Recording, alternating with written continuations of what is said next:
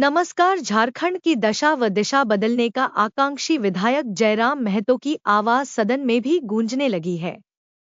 प्रखर वक्ता व डुमरी के युवा विधायक जयराम महतो ने काफी शालीनता से सदन में अपनी बात रखी। उन्होंने सदन अध्यक्ष से झारखंड के आंदोलनकारी एवं शहीद परिवार को 5% आरक्षण देने की मांग की। उन्होंने कई ज्वलंत मुद्दों को उठाया। अध्यक्ष महोदय, राज्यपाल महोदय ने अपने अभिभाषण में शहीदों का जिक्र किया, शहीदों के विचारों को आत्मसात करने का जिक्र किया, लेकिन मैं कहना चाहता हूं कि शहीदों के उन्हें माला चढ़ाना, उनके विचारों को आत्मसात करने से कहीं ज्यादा जरूरी है शहीदों को सम्मान देना। मैं एक झारखंड, चूंकि माननीय मुख्यमंत्री भी झारखंड आंदोलनकारी के सुपुत्र आज वो मुख्यमंत्री हैं, मैं भी एक झारखंड आंदोलनकारी का बेटा हूं। आज मैं विधायक के रूप में आपके बीच हूं, लेकिन आज असंख्य झारखंड आंदोलनकारी के परिवार है जो छत विच्छत हो चुका है। इसलिए मैं चाहता हूं जिस प्रकार एसटी आरक्षण, ओबीसी आरक्षण और एससी आरक्षण, ईडब्ल्यूएस आरक्षण के साथ झारखंड आंदोलन की लड़ाई लड़ने वाले आंदोलनकारियों के परिवार को, आश्रितों को 5% आरक्षण की व्यवस्था की जाए, ये मैं सदन से मांग करता हूं। अध्यक्ष महोदय। सदस्य जयराम जी बोलिए, बोलिए आप बोलिए। धन्यवाद अध्यक्ष महोदय। मैं माननीय राज्यपाल महामहिम के अभिभाषण की सराहना करने के साथ साथ अभिभाषण के विपक्ष में कुछ बातें रखना चाहता हूं। माननीय राज्यपाल के अभिभाषण क्रम संख्या 6 में केंद्र सरकार से 1,36,000 करोड़ वापस लाने की बात कही है और सही भी है, और हर एक राज्य को उसका बाकी पैसा मिलना चाहिए, उनका हक मिलना चाहिए।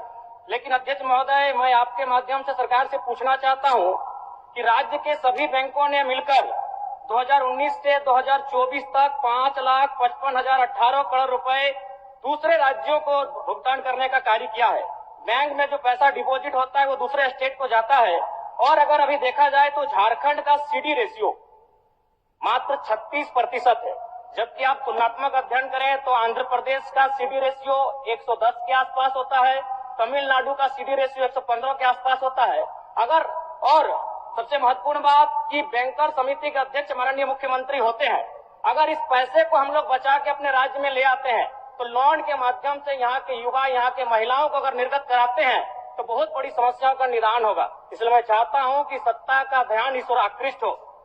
मैं आगे अध्यक्ष महोदय, राज्यपाल महोदय ने अपने अभिभाषण में शहीदों का जिक्र किया, शहीदों के विचारों को आत्मसात करने का जिक्र किया, लेकिन मैं कहना चाहता हूं कि शहीदों के उन्हें माला चढ़ाना, उनके विचारों को आत्मसात करने से कहीं ज्यादा जरूरी है शहीदों को सम्मान देना।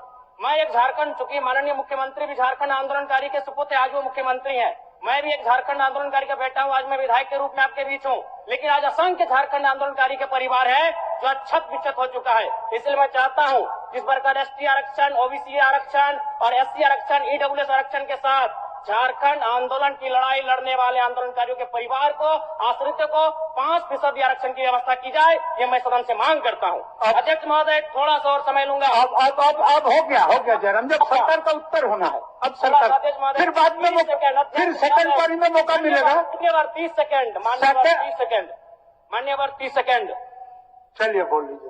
राज्यपाल महोदय के अभिभाषण में इको टूरिज्म डेवलपमेंट कॉर्पोरेशन निर्माण की बात कही है, जो कि सराहनीय है, और मैं चाहता हूं मेरे क्षेत्र में एक पारासात में पुत्री गढ़ी आता है और डेलिया डैम आता है, उनका उस दिशा में भी डेवलपमेंट करने की दिशा में आगे बढ़ा जाए। और सबसे महत्वपूर्ण बात जो झारखंड के नाम में छुपा है, झाड़ और खंड, झाड़ यानी जंगल, खंड यानी जमीन भूभाग, एक बहुत बढ़िया संबोधन अभिभाषण रहा महोदय, जिसमें उन्होंने जीएम लैंड की जो रसीद 2017 में रोकी गई थी उसकी रसीद पुनः काटी जाएगी। लेकिन मैं साथ ही साथ यह भी चाहता हूं, क्योंकि झारखंड में जितने भी उद्योग स्थापित हैं, चाहे वो रांची का एचईसी हो, दिल्ली का हिंडाल्को हो, सरकार का उत्तर माननीय मुख्यमंत्री, यदि 20-25 वर्षों के बाद उन उद्योगों की जमीन खाली पड़ी है, माननीय मुख्यमंत्री को वापस कराई जाए, मैं आपसे ये मांग करता हूँ। धन्यवाद।